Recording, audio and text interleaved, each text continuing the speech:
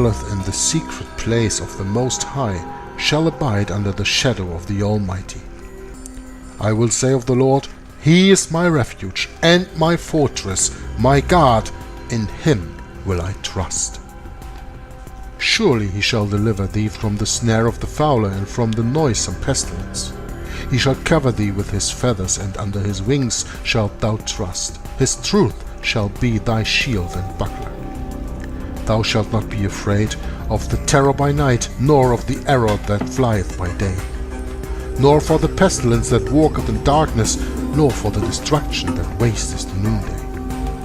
1,000 shall fall at thy side, and 10,000 at thy right hand, but it shall not come nigh thee.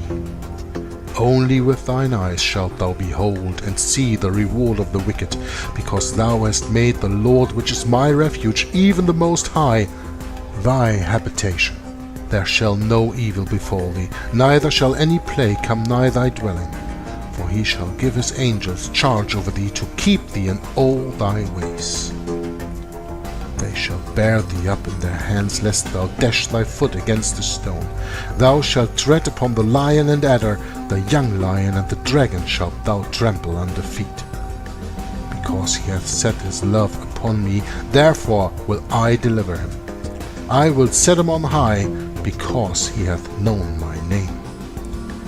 He shall call upon me, and I will answer him. I will be with him in trouble. I will deliver him and honor him. With long life will I satisfy him and show him my salvation.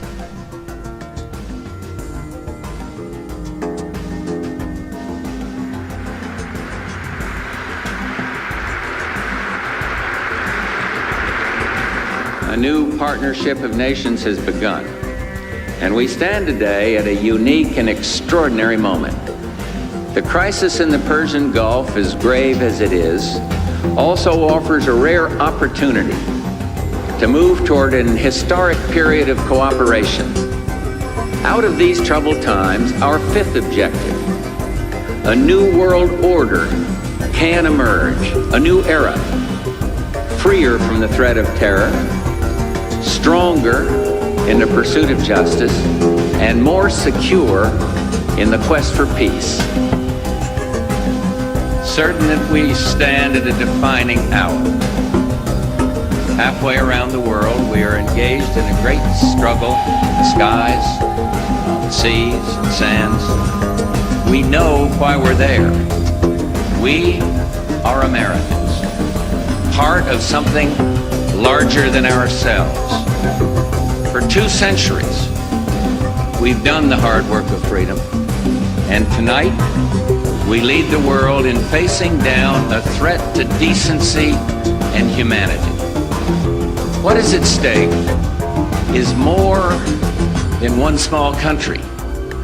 It is a big idea, a new world order, where diverse nations are drawn together in common cause to achieve the universal aspirations of mankind: peace and security, freedom, and the rule of law. Such is a world worthy of our struggle and worthy of our children's future.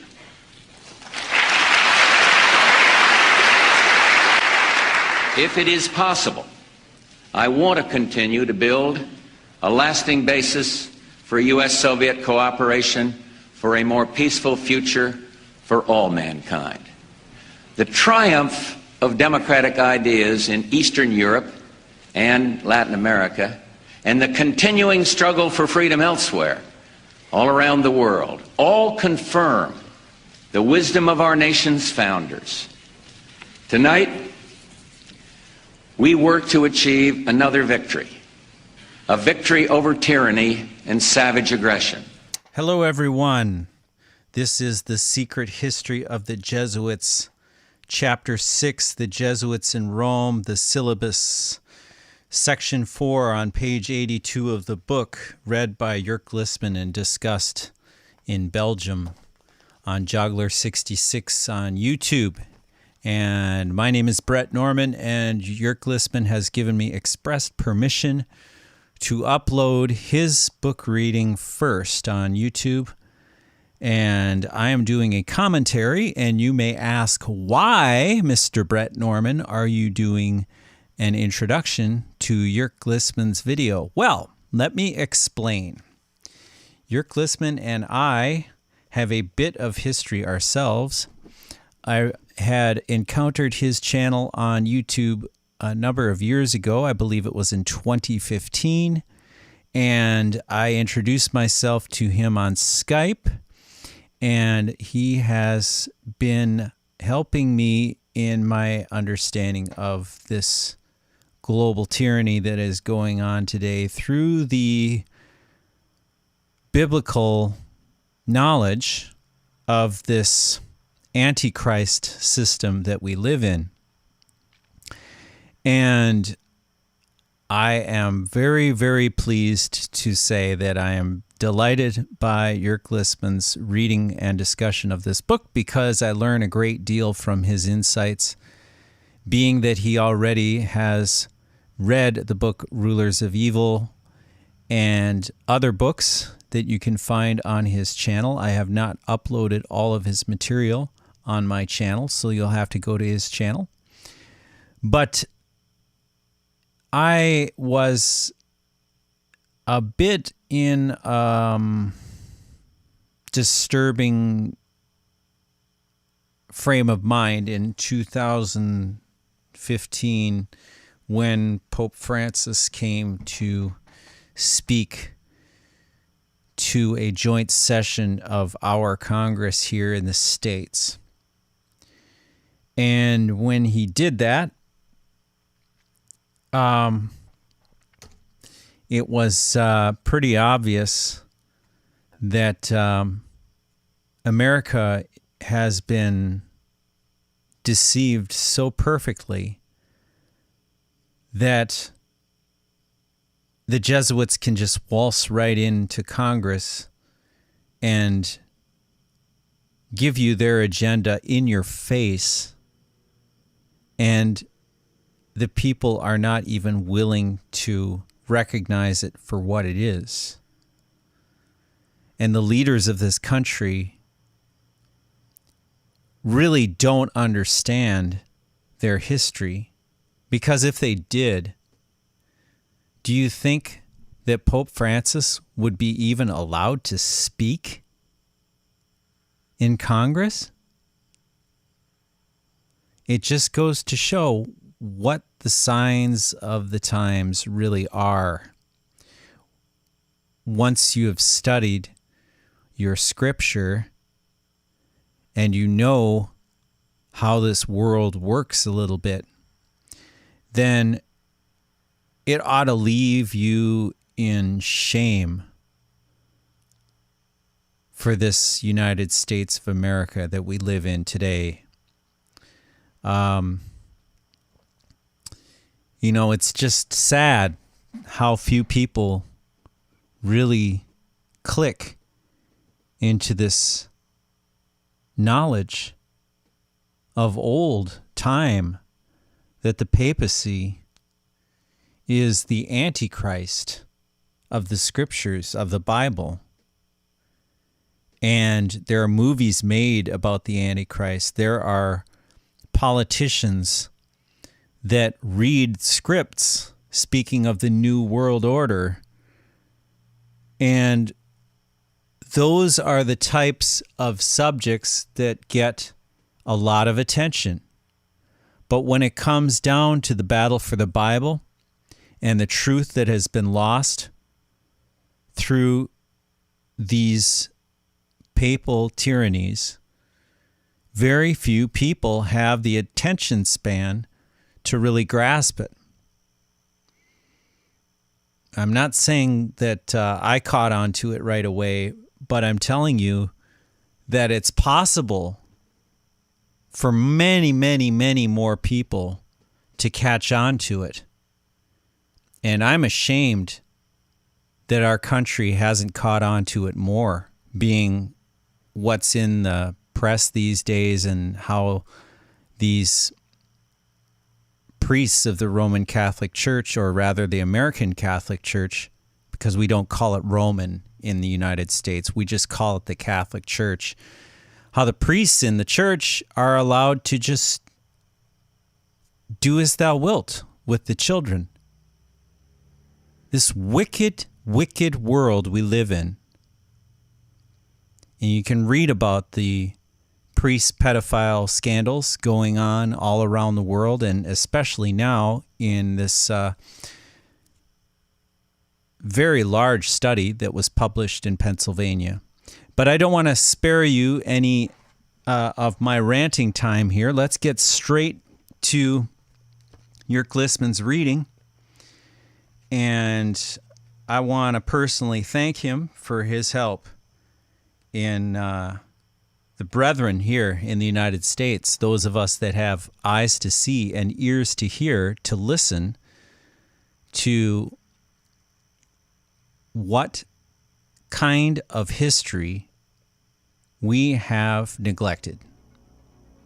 So, let's continue onward in the study, and I hope you're doing very well today. And to the future, I wish you all the best in continuing with me on my channel in the study. And please feel free to leave your comments, and I'm sure Jörg Listman will see them as well, and we'll be looking forward to seeing you soon.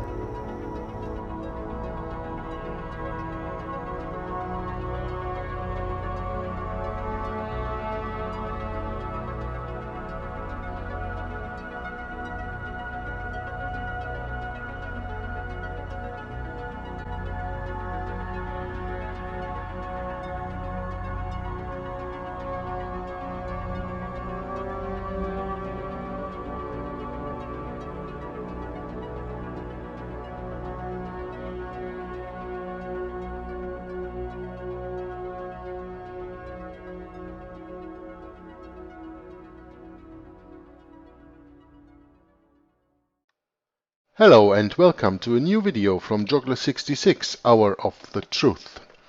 Of course, as you have seen with the introduction, this is another reading of the Secret History of the Jesuits, the book by Edmund Paris that he published in 1975, and that tells us a lot about of these things that the Jesuits really do not want the people to know. Not only Christians, but everyone, because they are hiding from everyone. The Jesuits are not just a monastic order. The Jesuits are a secret military order. They are the military arm, the Regimini Militantes Ecclesiae of the Roman Catholic Church. They are the murderers of the Antichrist. Not killing the Antichrist, but killing in the name of the Antichrist here on earth.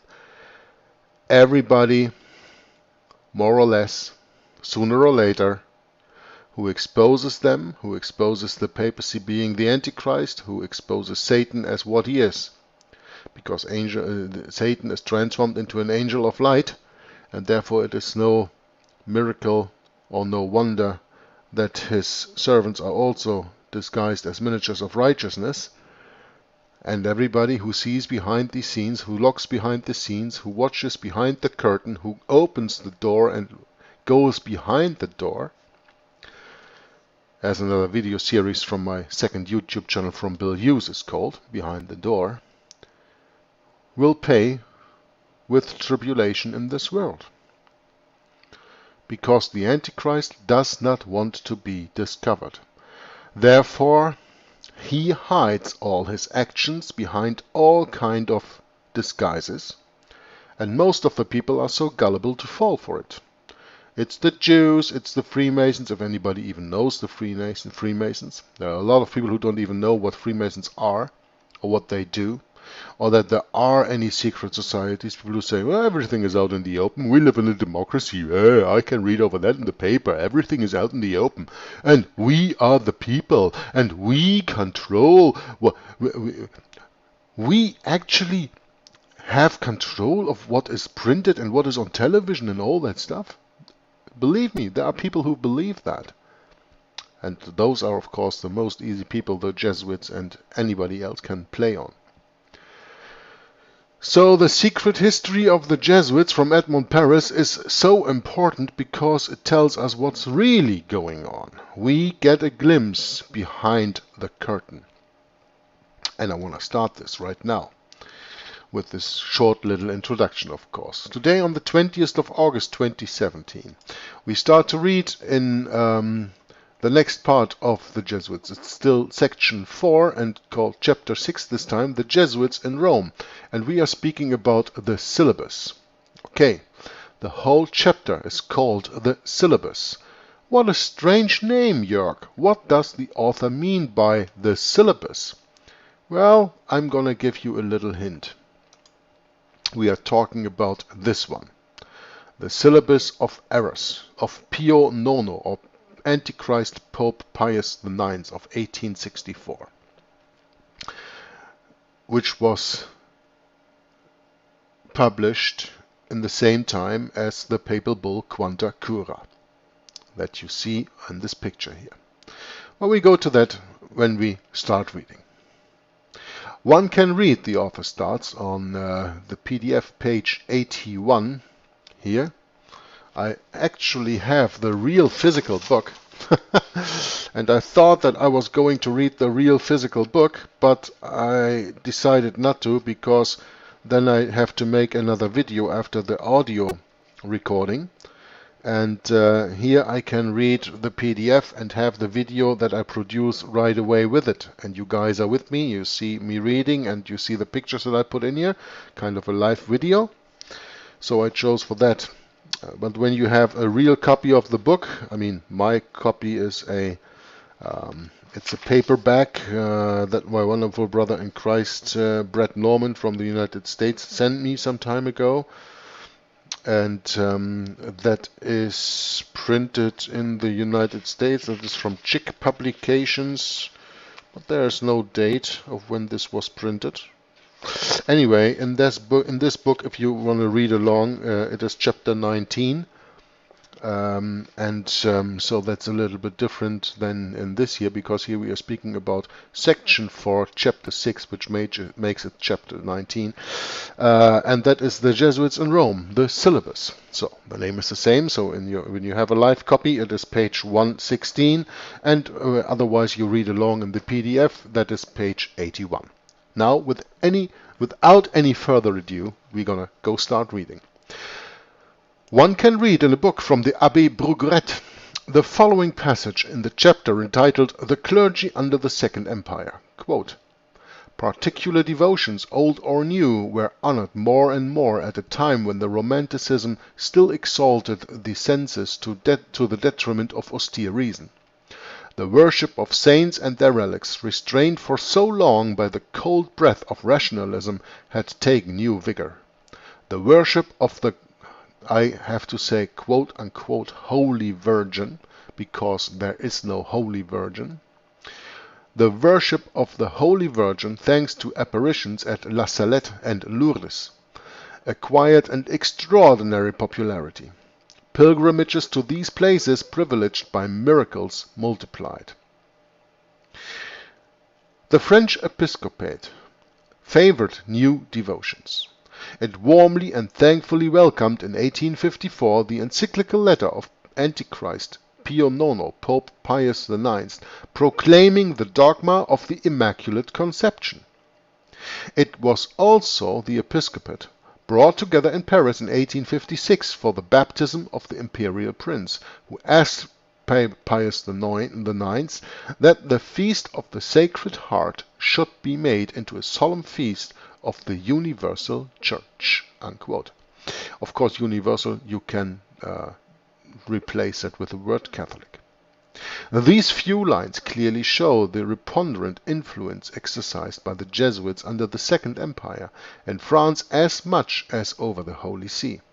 As we saw earlier on, they were and remain the great propagators of these particular devotions, old or new. This perceptible and almost sensual piety made the masses excessively scrupulous in religious matters, especially women. As far as that is concerned, we must admit that they were realists. The time had gone already under Napoleon III, when the public as a whole, the learned and the ignorant, took a deep interest in theological questions.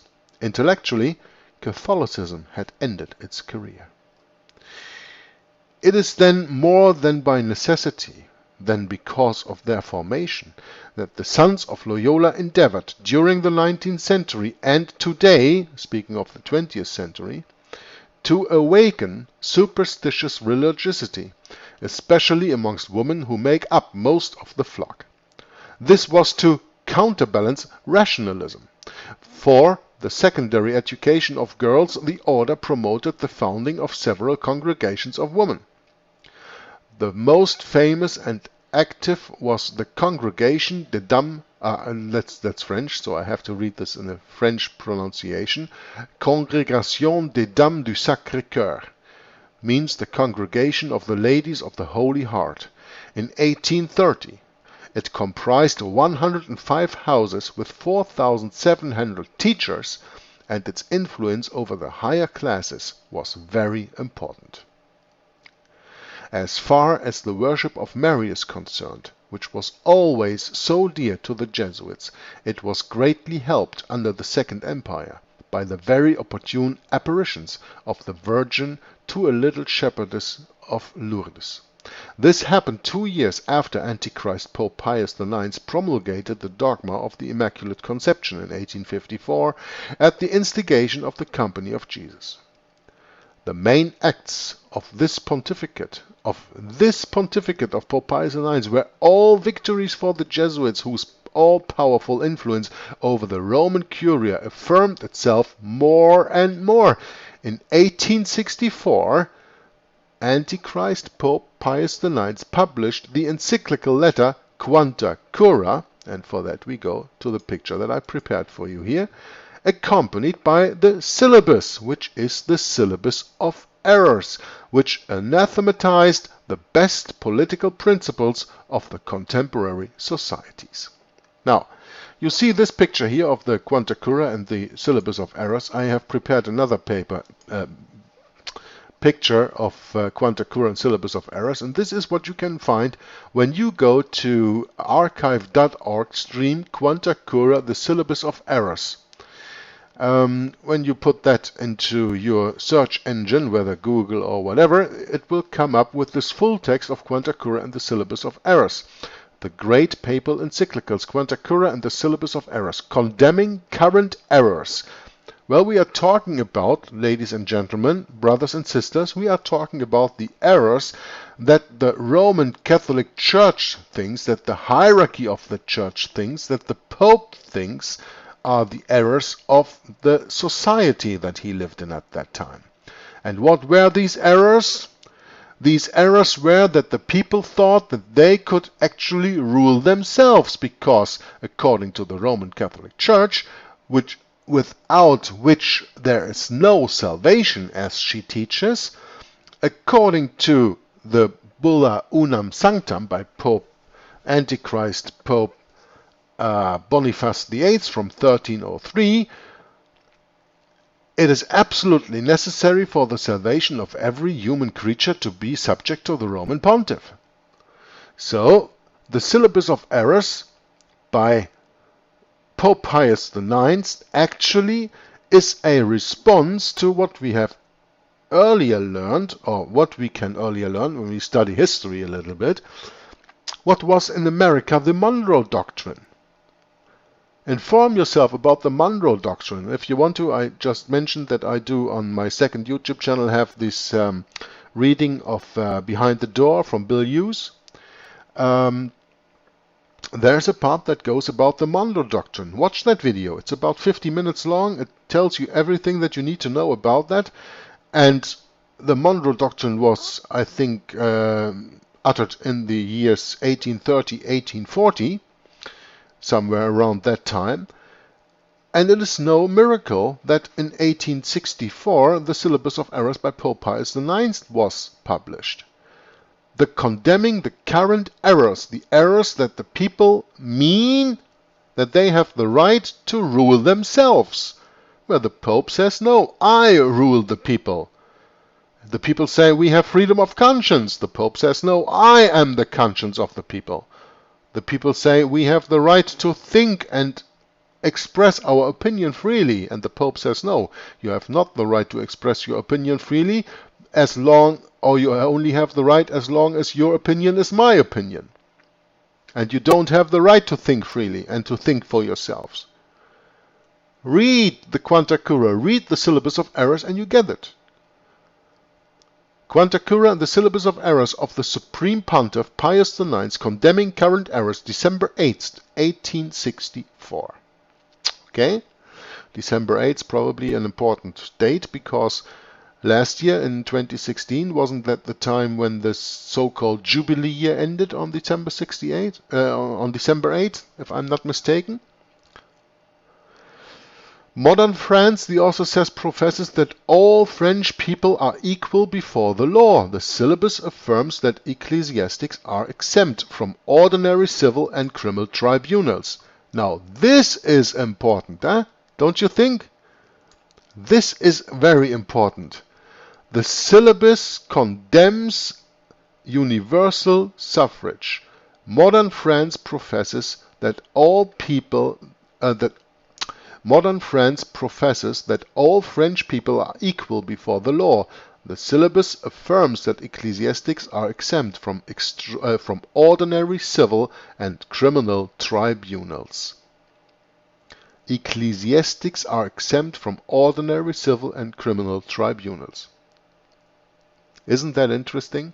Well, we go to that because that's on the bottom of the paragraph that I still have to read, but you can already think about that. Why is it not possible in the United States of America to grab one of these pedophile priests that have been abusing little children and bring them before the judges? Think about this while I'm reading the whole paragraph here. Anathema on all that is dear to modern France. And you can, of course, scrap the word France here and put in Germany, Belgium, Italy, Spain, England, United States of America. Oh, you will see what your wonderful President Donald Trump has for you prepared, because he said that he will fight for Catholics. And I hope that you saw my Donaldus Trump video series of 3 parts. Otherwise, go to that in Hour of the Truth. Episodes 58, 59 and 60.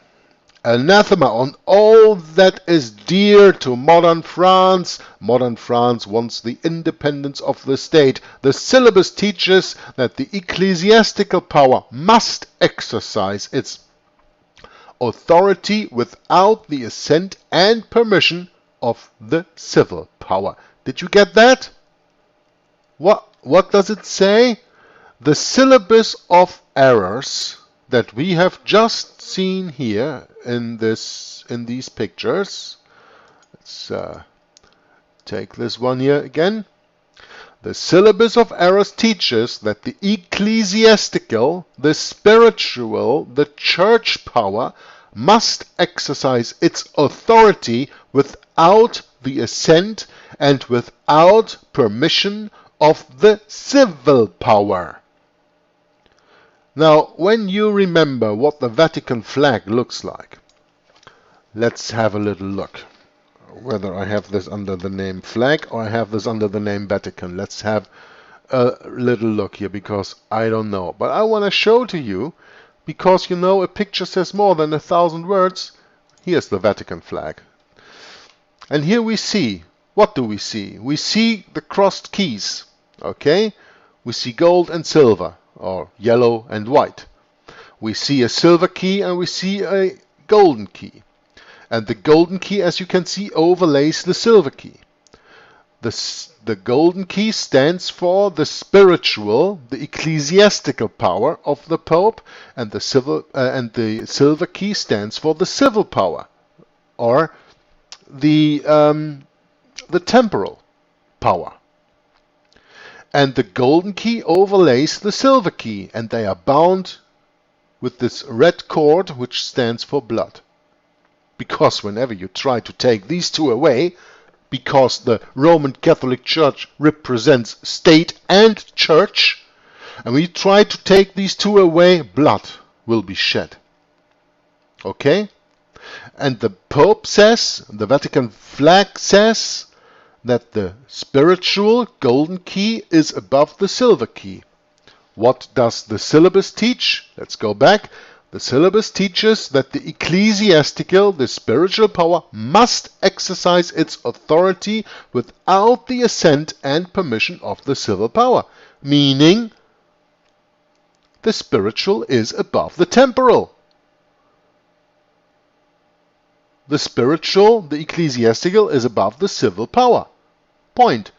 That is what the syllabus of errors of Antichrist Pope Pius IX teaches. Modern France wants the liberty of conscience and liberty of worship. Now what do you over there in the United States of America want? Do you want to have liberty of conscience, and do you want to have liberty of worship? Do you want to have your Constitution and the Bill of Rights actually working, which states that Congress shall make no law concerning any religion or the well, you know the text better than I do. It's not important. You know what it means. It speaks about freedom of religion.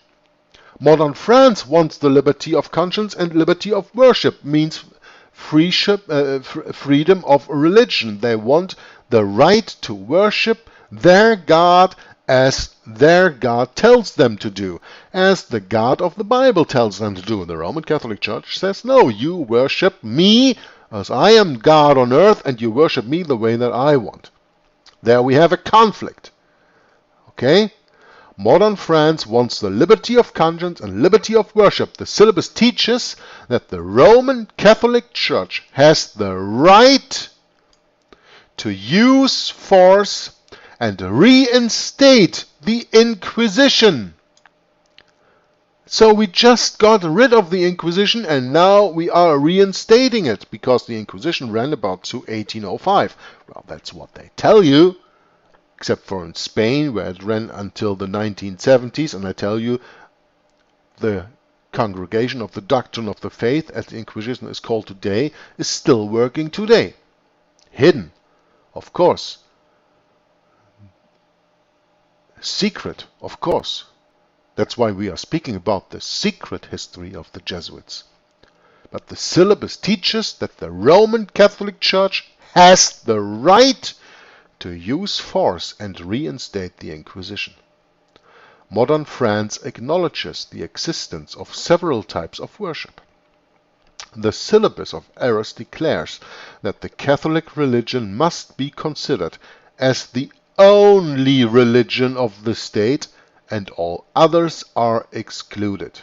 So, this is not only what the Syllabus declares, but I tell you, that is also what is declared when a country signs a concordat with the Roman Catholic Church. Then the Roman Catholic canon law is made the law of the land. And that is the same as what the Syllabus declares, namely that the Catholic religion is the only official, let's say, religion in that state, and all others are excluded, because outside of the Roman Catholic Church there is no salvation, they teach anyway. And of course they want everybody to be saved. Now modern France proclaims that the people are sovereign. The Syllabus condemns universal suffrage. Modern France professes that all French people are equal before the law. The Syllabus affirms that ecclesiastics are exempt from ordinary civil and criminal tribunals. Now, this is the sentence I asked you to think about while I am reading this paragraph. And now we arrived at this. Modern France professes that all French people are equal before the law. That is a quote-unquote achievement from the French Revolution, right? And the Declaration of the Human Rights that was made there. And that's about the same kind of law that you have in the United States of America. All people are created equal and are given inalienable rights, right? But the syllabus affirms that ecclesiastics are exempt from ordinary civil and criminal tribunals. Meaning, what does that mean? That means that a priest, a Roman Catholic priest, can do anything he wants. He is never responsible to the quote-unquote civil law, to the quote-unquote civil court system that we have to answer to. It's like when a priest drives too hard with his car and he has to come before the judge of that, and the judge cannot condemn him for anything. He has immunity. Do you know why? Because the priest actually is not even a citizen of that country, but he has his allegiance paid to the Pope. He is an agent of a foreign country. He is an agent of a foreign potentate. Now, we read from a citation from Adolphe Michel, Les Jésuites, or Adolphe Michel, the Jesuits, in his book from 1879 on pages 77, the following quote. These are the doctrines taught by the Jesuits in their colleges. They are at the front of the army of counter-revolution. Their mission consists of bringing up the youth put in their care with a hatred for the principles on which French society rests. Principles laid down by former generations at a great cost. By their teaching, they try to divide France into two and call into question all that has been done since 1789, the French Revolution. We want harmony. They want strife. We want peace. They want war. We want France to be free. They want her enslaved. They are a combatant society receiving its orders from outside, from Rome. They are fighting us. Let us defend ourselves. They threaten us. Let us disarm them. Unquote. A very wise person, this Adolphe Michel. And do you see any kind of resemblance to the United States of America in what I just read? It says here, they tried to divide France into two. Isn't that the same, because we are speaking about the 19th century, isn't that the same what they did to you in the United States? You had a civil war, North against the South. Your young nation was divided into two, and here they try to divide France into two. There's nothing new under the sun, and the Jesuits always act the same way. The Holy See's everlasting pretension to dominate civil society was then reaffirmed, as Renan had already said in 1848 in an article entitled Clerical Liberalism. Quote, it demonstrated that the people's sovereignty, the liberty of conscience, and all modern liberties were condemned by the Roman Catholic Church. It presented the Inquisition as the logical consequence of the whole Orthodox system, as the quote-unquote the summary of the Church's spirit. It added, when she will be able to, the Church will bring back the Inquisition. If she doesn't do it, it is because she cannot do it. Unquote. Could she do it? Well, she did. But the Inquisition since that time is hidden under a veil of war. And that Inquisition is coming to a town near you in the United States of America, I can tell you. And if you want to learn more on that, follow Inquisition Update, Tom Frass. There's a reason why he called his ministry Inquisition Update, because there is an Inquisition coming to the United States of America. as it was coming here in the 19th century also to France. It presented the Inquisition as the logical consequence of the whole Orthodox system, as the summary of the Church's spirit. Do you understand what that means? It means that the spirit of the Roman Catholic Church is persecution of everybody who does not adhere to her doctrine, who does not adhere to her teaching, who does not submit to their law, and who does not follow whatever the Roman Catholic hierarchy says and teaches. Everybody who does not go along with the Roman Catholic Church will be presented to the Inquisition in one form or another. And the Inquisition is the logical consequence for the whole Orthodox system. The Orthodox system, we are speaking about the Orthodox Church. That's what they call themselves. So let's be very clear about this, that you get this right. You have, of course, the Western Roman Catholic Church, which is an Orthodox Church, and you have the Eastern Orthodox Church in Russia and Greece and in the Balkans. But the Inquisition is the logical consequence of the whole Orthodox system. Because when you are not part of the Orthodox Church, of the Roman Catholic Church, of the Universal Church, you are anathema. The power of the Jesuits over the Vatican was shown even more strongly a few years after that syllabus was published, when the dogma of pontifical infallibility was promulgated. And that happened, as we know, on Vatican I in 1870. Okay? The Abbé Brugueret wrote that this dogma was to throw over the tragic years of 1870-1871, which put France into mourning, the brightness of a great Christian hope. Now, from Abbé Brugueret, I know that there is a picture of a work of him, because I was looking at to find a picture of Abbé Brugueret, but I don't find that. So we have to deal with this book that he wrote, L'Art de Mourir, which means the art of dying. Second edition. This is a picture I found on the internet because of the person itself.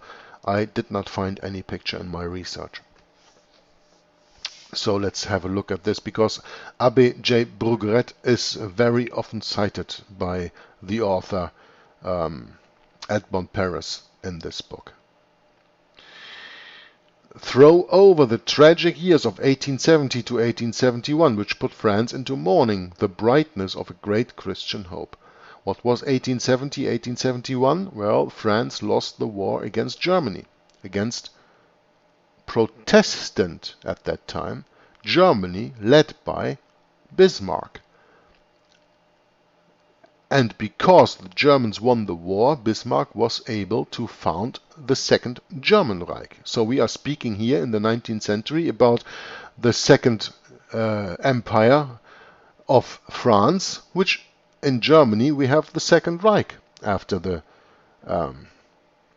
dissolvement, let's say, of the Roman Catholic, of the Holy Roman Empire of German nation, which ruled for 1,000 years, and then we have the first really German Reich under Bismarck, 1871. This is after that war.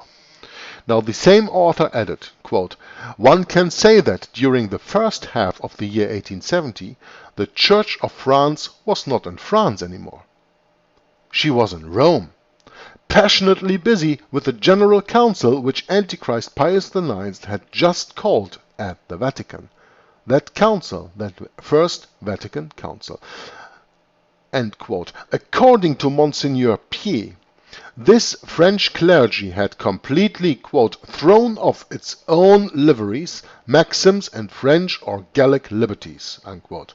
The Bishop of Poitiers added that it was done as a sacrifice to the principle of authority, sound doctrine, and common right. A sacrifice to the principle of authority, sound doctrine, and common right. the First Vatican Council, placed all that under the feet of the sovereign pontiff, made a throne of it for him, and sounded the trumpet, saying, "The Pope is our king. Not only is his will our command, but his wishes are our rules."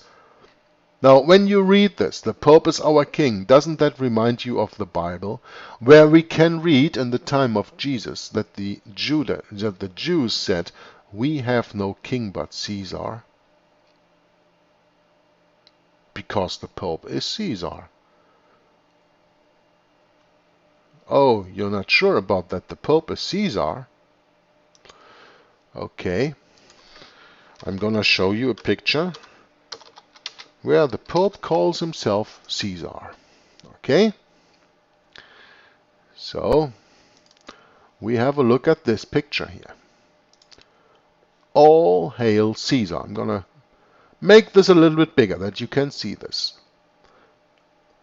Pope Pius IX, and we were speaking about his Quanta Cura, and we were speaking about the Syllabus of Error.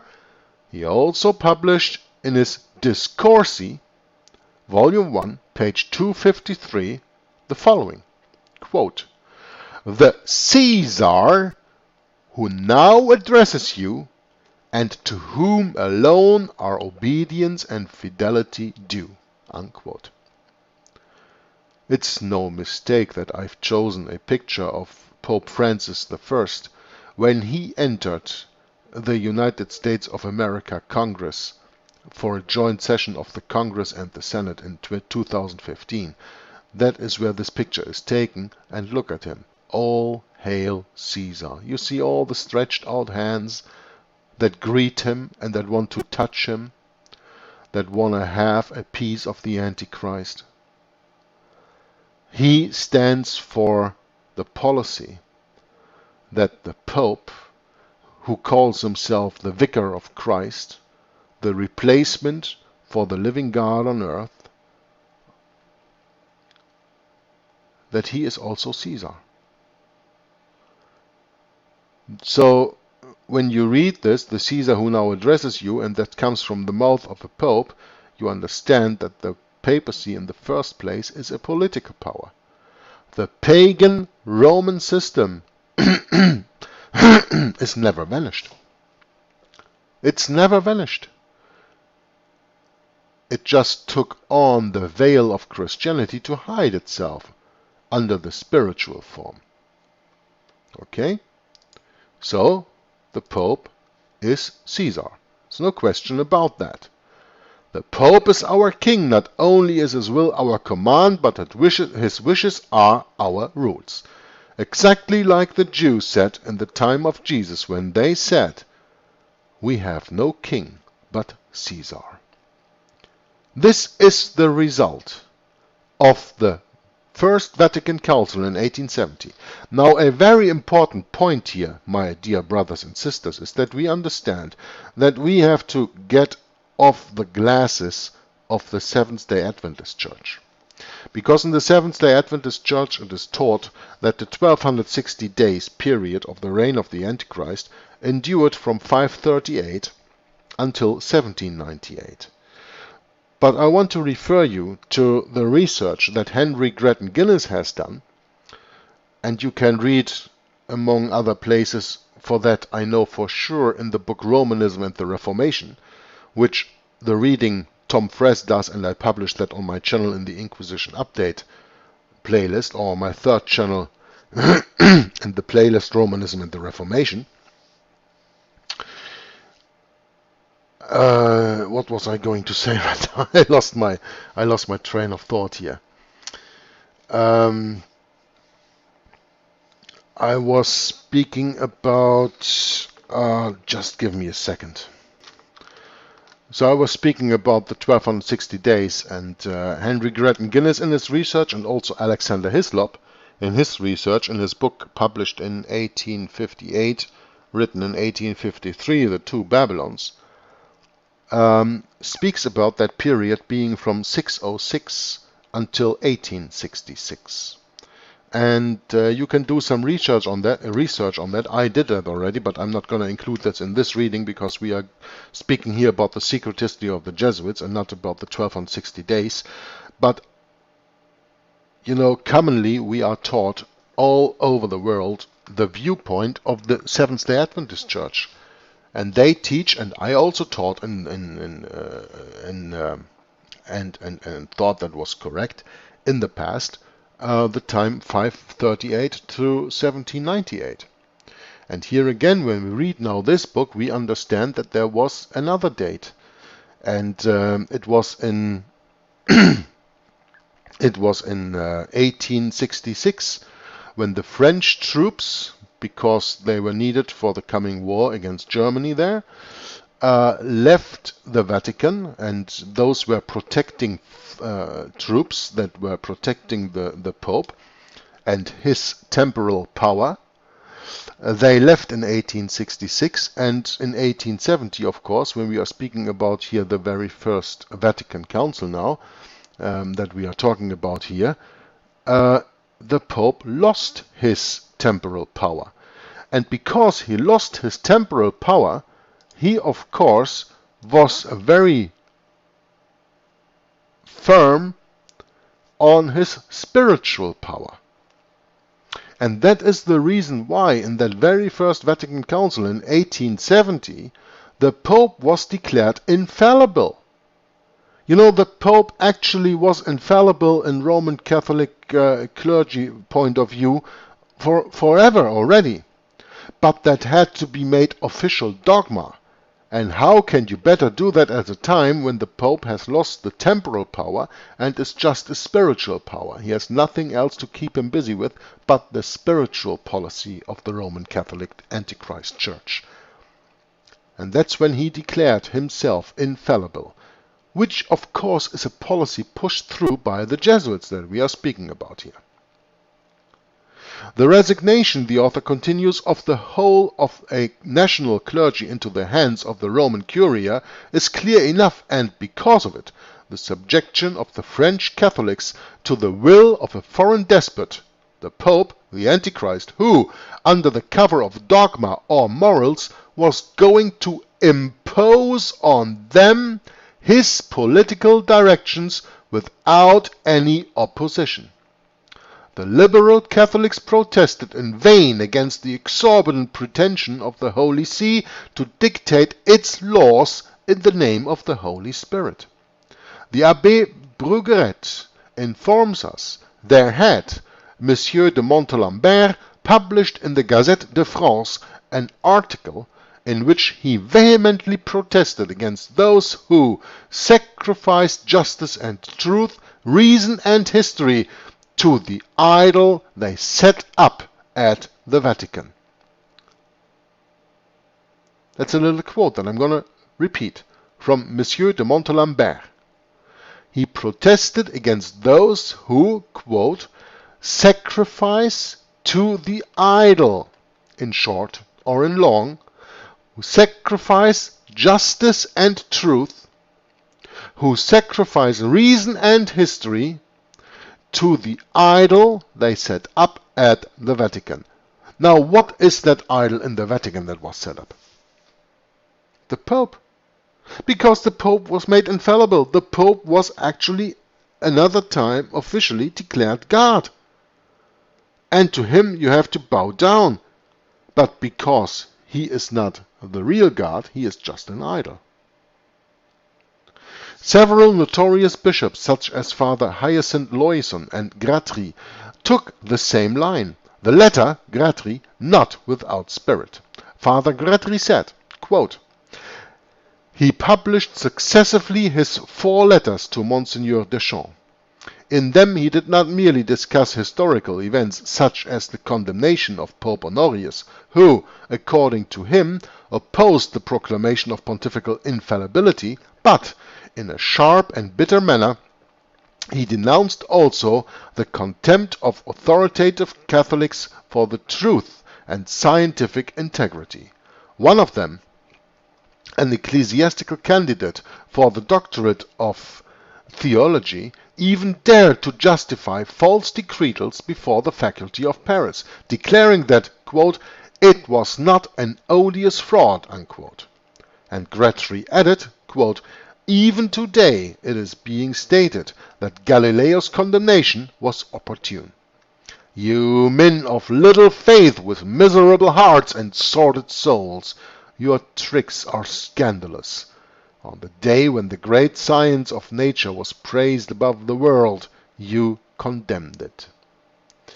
Now I have to see what kind of pictures I else have prepared here, except for Brugueret. But I don't think Le Canule Libre, no. Let's see, I don't know. I prepared some pictures, but we are not quite there yet to see them. So I will just take the picture of the reading of the book, okay? Another quote follows here. Do not be surprised if men, before forgiving you, expect from you confession, penance, deep contrition, and demands for your faults. Unquote. No need to say that the Jesuits, inspiring agents of Antichrist Pope Pius IX, and all-powerful over the Council, the First Vatican Council, as they were all-powerful over the Council of Trent, were not anxious about confession. They were not anxious about penance, contrition, or reparation at a time when they almost reached the goal they had set themselves at the Council of Trent in the middle of the 16th century. At that time, Leines, who was the second general of the Society of Jesus, taking over after Ignatius of Loyola died, at that time Leines already supported the idea of papal infallibility. Yes! Get it? The Jesuits are supporting the idea of papal infallibility from the get-go, from the start. Why? Why, Jörg? Why are they doing that? Well, because they swear their allegiance to the Pope. And they swear their allegiance also to the Black Pope, but in the first place they swear their allegiance to the Pope. So, when the Jesuits control the Pope, and the Pope is to all the world infallible, everything the Jesuits tell the Pope to say is infallible. The Jesuits are infallible. Who does rule when the Pope is infallible, but the Jesuits control the Pope? The Pope or the Jesuits? You answer that question. I can answer it for you, but you can answer it for yourself, right? Leines, the second general of the Society of Jesus, already in the middle of the 16th century, during the Council of Trent, which ran between 1545 to 1563, supported the idea of papal infallibility, because he knew that he had to take control over the Pope. It's like when they say this, you know, when you control the money, you control the nation. Well, when you control the Pope, you control the whole world.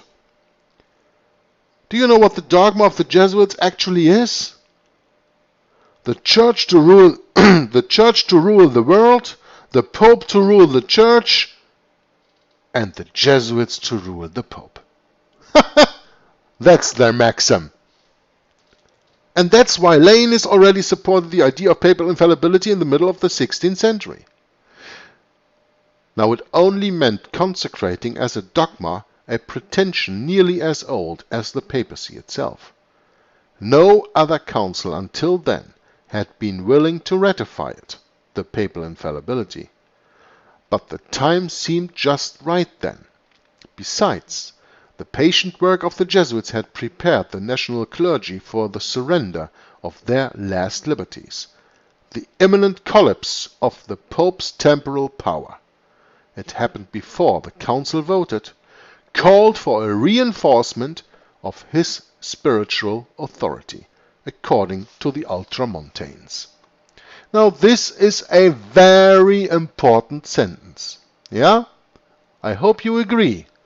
I just told you that when we take off the glasses of the Seventh-day Adventist teaching of the 1260 days, 3.5 months. Time, times, and the dividing of time. And don't always look at 538 through 1798, even though the General Berthier went under the command of Napoleon, who was a high-level Freemason and controlled by the Jesuit order that was at that time forbidden, went to the Vatican and kept the Pope captive and took him to France, where he died a little later. We have to consider the research of Henry Grattan Guinness and Alexander Hislop and probably even other renowned historians that count the time from 606, that is the time that the papacy retook the title of Pontifex Maximus, by the way, and the time of 1866, which is just before this very first Vatican Council that we are talking about here, and where it says the imminent collapse of the Pope's temporal power happened before the council voted. And that's why it called for a reinforcement of his spiritual authority. Yeah? This is very, very, very important. Reinforcement of spiritual authority. I'm going to highlight this so you can see it better. Because he lost his temporal power, his spiritual authority needs to be reinforced. Now, what did I tell you when we were watching at the Vatican flag? What did I tell you happens when you separate the civil key from the golden key? Blood will flow. And what blood was flowing? Well, with the French we will have to learn, when we keep on reading this book, about the Crimean War, about the Mexican War, and of course also in the very First World War. All these wars, all this bloodshed in all these wars was because the temporal and the spiritual key had been separated. And that is something that the Vatican cannot allow. So in this very first Vatican Council in 1870, they needed a reinforcement of the spiritual authority because his temporal authority was gone. And they chose for what Lainez, the second general of the Society of Jesus, already supported in the 16th century, the papal infallibility. The civil power is gone. Okay, we enforce the spiritual power. Okay? Interesting, huh? Always do your own research. Don't believe me, but try to see the bigger picture when you put different researchers together.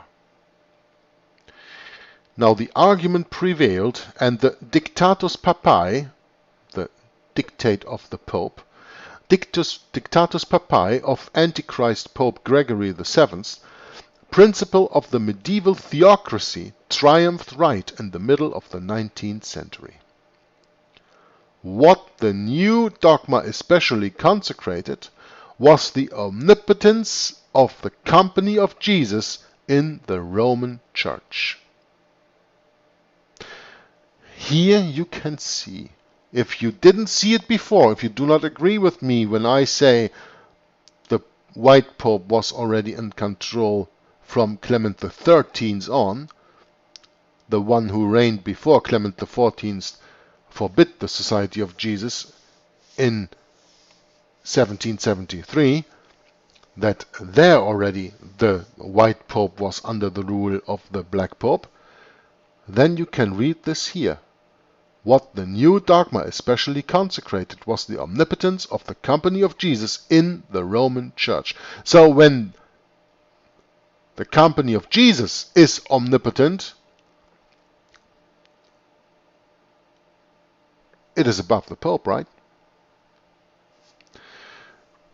Now, under the cover of the Jesuits, who have established themselves at the Vatican since the secular powers have rejected them from all free countries as an association of malefactors, the papacy has aspired to new ambitions. These evil men who have made the gospel into a spectacle of tears and blood remain the worst enemies of democracy, and freedom of thought dominate the Roman Curia. All their efforts concentrate on maintaining in the Church their pernicious preponderance and shameful doctrines. And we continue with another quote from Father Gretry, also quoted by Abbé J. Brugret, which picture of his book L'Art de Mourir I put in here. Quote, dedicated to the cause of extreme centralization, irreducible apostles of theocracy, they are the recognized masters of contemporary Catholicism and stamp their seal on its theology, its official piety, and its crooked politics. Why didn't I highlight this one? This is a very interesting quote that we can read here from Father Gretry. Dedicated to the cause of extreme centralization, irreducible apostles of theocracy, that's what they are. That's what they think they are, the Jesuits. I like this color. Irreducible apostles of theocracy. What is a theocracy? A theocracy is where you have no reign but God, where you have a church state. The only real true theocracy in this world that ever was the time before the Jews wanted to have a king in the Old Testament, before Samuel chapter 8. That was a theocracy under the living God, under the Creator God. But here we are speaking, of course, of a theocracy of the God of this world, Satan. Dedicated to the cause of extreme centralization, irreducible apostles of theocracy, the Jesuits, they, the Jesuits, are the recognized masters of contemporary Catholicism, and they, the Jesuits, stamp their seal on its theology, its official piety, and its crooked politics. True Janissaries of the Vatican, they inspire everything, rule everything, penetrate everywhere, set up informing as a system of government, faithful to a casuistry whose profound immorality has been revealed by history and inspired Pascal's immortal pages of sublime mockery. Through the Syllabus of Errors of 1864, which they, the Jesuits themselves, drew up, Antichrist Pope Pius IX declared war on all free thought and sanctioned a few years later the dogma of infallibility, which is a real historical anachronism and of which modern science could not care less. Unquote. From Father Gretry. For those who against all probability would persist to see a spiteful exaggeration and disparagement in the lines we just quoted, we cannot do better than present the confirmation itself of these facts, from the very orthodox pen of M. Daniel Robs. This confirmation carries even more weight by the fact that it was published in 1959 under the title The Re-establishment of the Company of Jesus in the Jesuits' own publication Etude. Now, this is a picture, this is a magazine, a Jesuit magazine that I prepared a picture for. I think I have that here. Etude. Isn't that here? Here it is. This is Etude, a Jesuit magazine. Okay? So, we read. because it is then in a true speech for the defense that we read in Etude, a Jesuit magazine in France, quote, "For the many reasons this reorganization of the Company of Jesus had a considerable historical importance. The Holy See rediscovered this faithful band, utterly devoted to its cause, and which was to be needed soon after. Many fathers were to exercise during that century and until now a discreet but deep influence on certain dispositions taken by the Vatican. A kind of proverb was even heard in Rome, quote, 'The Pope's penholders are Jesuits.' Means everything that the Pope writes or says is done by the Jesuits.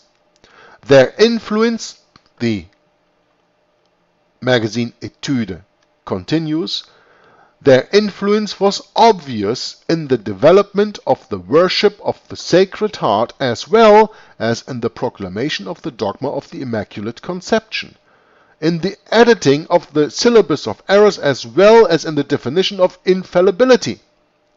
The Civiltà Cattolica, founded by the Neapolitan Jesuit Carlo Curci, was supposed to reflect the Pope's thought during most of Pope Pius IX's pontificate." Unquote. Speaking about Civiltà Cattolica, the picture here, the Jesuit magazine, that states that fascism is the policy that resembles most closely the idea of the Roman Catholic Church. But that's another quote for another time. This confession is clear enough. We would only remind the departed spirit of this pious academician that, logically, and judging by all the previous context, it was rather the Pope's thought which was reflected in the opinions of the Civiltà Cattolica. But the Pope's thoughts are the thoughts of the Jesuits. No need to say that the Jesuits, all powerful in Rome, as much because of their spirit as of their organization, were going to engage the papacy in international politics more and more, as Monsieur Louis Roguelin wrote, quote, "Since she, the Roman Catholic Church, lost her temporal power, the Roman Catholic Church took advantage of every opportunity to regain all the ground she was constrained to abandon through a recrudescence of diplomatic activities. As her cleverly concealed scheme is to divide in order to reign, she tried to turn every conflict in her favor." Divide and conquer, eh? Divide in order to reign. Now, the word recrudescence that I've just read here is maybe not known to every one of you. I didn't know it, so I looked it up. And first, I didn't even see it was an English word. It was a French word. It is then, of course, pronounced recrudescence. But you can also pronounce it English, recrudescence, and then it means an escalation. It means a new outbreak after a period of abatement or inactivity. Now, what recrudescence are we speaking about here? Well, the Jesuits were forbidden between 1774 and 1773 and 1814, 41 years. And that's their recrudescence. They are striking back. The Empire is striking back. Well, they sell you a Star Wars movie called that name, but it's actually dealing with the Jesuits. Interesting connection, huh? Through a recrudescence of diplomatic activities, as her cleverly concealed scheme is to divide in order to reign, she tried to turn every conflict in her favor. Now, according to the plan of Loyola's subjects, the dogma of papal infallibility greatly favored this action of the Holy See, whose importance can be measured from the fact that most states have a diplomatic representative accredited to it. Well, we know that today, right? An embassy of the Vatican is in all countries. Under the cover of dogma and morals, or as the Freemasons would rather put it Morals and Dogma from Albert Pike. Under the cover of Dogma and Morals, subjects which in principle restrict the infallible word, the Pope today disposes of an unlimited authority over the consciences of the faithful. So, during the 20th century, we see the Vatican actively engaged in their interior and exterior politics of countries, and even govern them thanks to Catholic parties. What's more, we will see it support providential men such as Mussolini and Hitler, who, because of its help, will unleash the worst kind of catastrophes. Now, my dear brothers and sisters, we are reading this book and we are to learn from the past. And when here it says, what's more, we will see it support providential men such as Mussolini and Hitler, I want to add the following: and the puppets of the future. Because Mussolini and Hitler were puppets. We saw this already, and if we didn't, we're gonna see that in the future. I can tell you, because I read the German book completely, and we will see that. They're all just puppets. And we have to take into account the puppets of the future, like, for example, Trump, Putin, or even this Kim Jong-un, or whatever his name there in North Korea is. They are all puppets of the Vatican to help achieve what? Well, divide in order to reign, divide and conquer. To achieve that, providential men such as Mussolini and Hitler will unleash the worst kind of catastrophes. We have not seen the worst kind of catastrophes yet. What Mussolini and Hitler did, I tell you, compared to what is coming to us, is playing in kindergarten. Christ's vicar acknowledged profusely the services of this famous society, the Society of Jesus, remind you, which worked so hard and well in his favor. The sons of Satan, as some brave ecclesiastics qualified them, are all tarnished, but they can, in return, boast about the august testimonial of complete satisfaction accorded to them by the deceased Pope Pius XII, whose confessor, we know, was a German Jesuit, Augustin Beer. In this text published by Lacroix on the 19th of August 1955, we can read, quote, "The Church does not want auxiliaries of another type than those of this company. May the sons of Loyola strive to follow the footprints of former ones." That's why you have a book from a very renowned author, The Footprints of the Jesuits. I don't know if it's R.W. Thompson, or I don't want to say anything wrong in that regard, but you have this book, The Footprints of the Jesuits. And I was thinking of that when I read this a little earlier on, that the Church does not want auxiliaries of another type than those of this company. The Church only wants auxiliaries of the type of the Jesuits. May the sons of Loyola strive to follow the footprints of former ones, meaning march in their own footprints, so that the way that has been set will be continued. Today, like yesterday, they are doing just that, to the great evil of the nations. And I hope that you understand what we have just read. I was just quoting from a newspaper, Lacroix, and we will learn more about that when we read the next chapter, which is the Jesuits in France from 1817 until 1885, and also the chapter after that. We will read much more about the publication, the newspaper Lacroix, but we just read a little quote from there. Today, and please, brothers and sisters, understand that today in 2017, not only the time of the writing of this book, meaning first of all the publication of this article by Lacroix in 1955, or the publishing of the book The Secret History of the Jesuits by Edmund Paris in 1975, but see this also in relation to 2017, where we are now. Today, like yesterday, the Jesuits are doing just that, to the great evil of the nations. And with that, I want to stop the reading for today. It has been a little over an hour, but I hope it was exciting enough that you kept your attention to it. And of course, you can read along in your own copy of the book. You can read along in the own PDF, or you can try to read along on the screen. I hope the resolution is good enough that you can follow me reading that on your screen.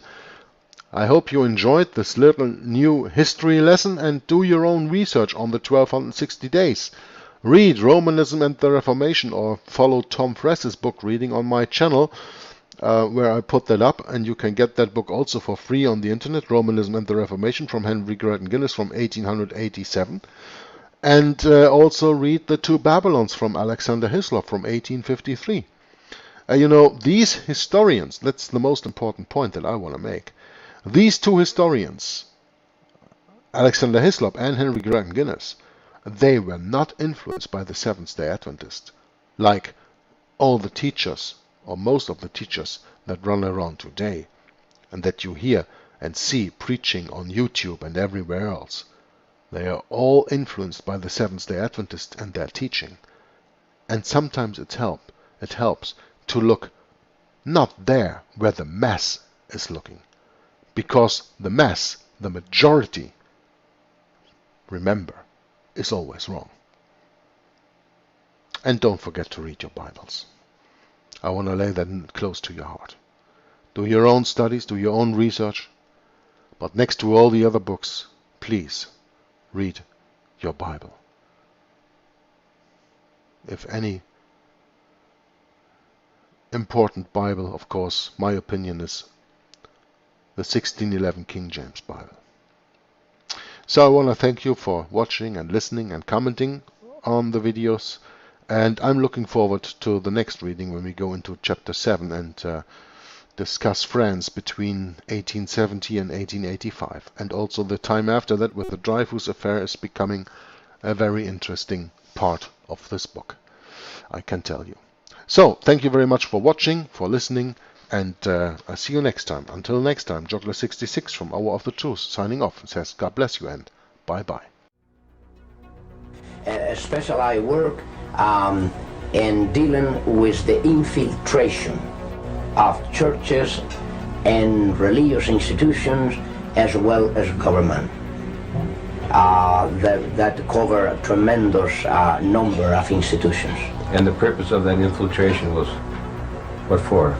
Well, the purpose is what the Roman Catholic system has all the time as her own purpose, is to infiltrate, to penetrate all the areas of life where the Roman Catholic can have control and access for the coming world government. Simply put, this country and this world benefit from your commitment to Jesuit principles, to being men. As a graduate of another great Jesuit institution, Xavier University, I have great affection for the value and purpose of the Jesuit education.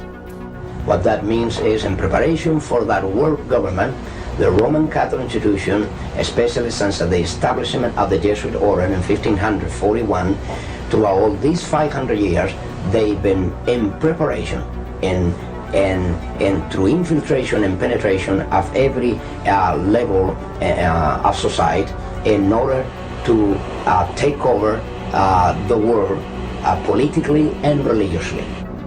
What a beautiful day the Lord has made. Holy Father, on behalf of Michelle and myself, welcome to the White House.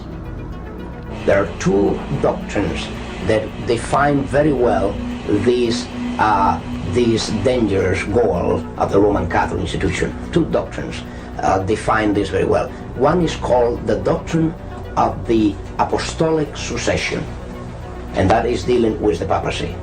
and the other is the doctrine, the temporal power, and that is dealing with world government. Of course, both, because you can see that even the Pope and his own individual office, he meet those requirements.